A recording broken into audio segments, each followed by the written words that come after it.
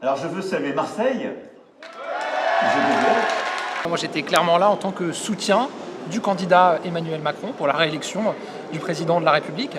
Le président de la République, il s'est entouré, il a convaincu par son action de voir les parlementaires de la majorité, mais aussi Martine Vassal, mais aussi Renaud Muselier, mais aussi Hubert Falco, et de voir à la fois les parlementaires de la majorité et ceux qui parfois ont combattu le président de la République, parfois en se présentant contre lui, en soutenant des candidats contre lui, disant c'est lui le meilleur.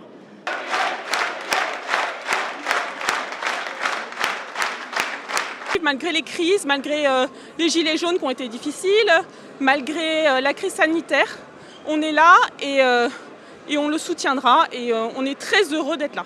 Voilà. C'est un président fort, il est charismatique, il a une manière de parler, de s'exprimer qui est forte et qu'on a besoin en France. C'est le leader de France et d'Europe, donc on a besoin de quelqu'un de fort. Ses politiques, il a raison, économiques, elles sont très bonnes. Sociales, il fait de son mieux pour gérer toutes les crises actuelles. Et je pense qu'on a besoin encore de lui, 5 ans. On est à Marseille, on a pris une décision qui est très claire, c'est tous ceux qui sont contre le Rassemblement national ou l'extrême droite, ça nous va mieux quand même. Aujourd'hui, ce n'est pas un meeting de la République en marche, c'est un meeting pour le président de la République, pour le candidat Macron. Et dans le contexte actuel, la France a besoin de voix fortes.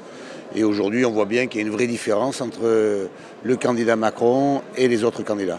J'affiche mon soutien parce que justement, quand on parle de la volonté de ce qui se fait, nous avons eu un président de la République qui, au début de son mandat, a réalisé sur le mandat dernier que, il y avait des élus locaux et que les élus locaux avaient tout un poids.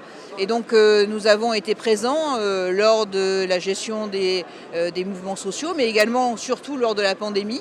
Et puis Emmanuel Macron a fait en sorte de considérer ce territoire, de le considérer à sa juste valeur. Et demain, si nous aurons des écoles, si nous aurons des transports, si nous aurons de la sécurité, nous aurons de la culture, c'est justement parce que le président de la République, Emmanuel Macron, s'est penché sur le berceau du territoire.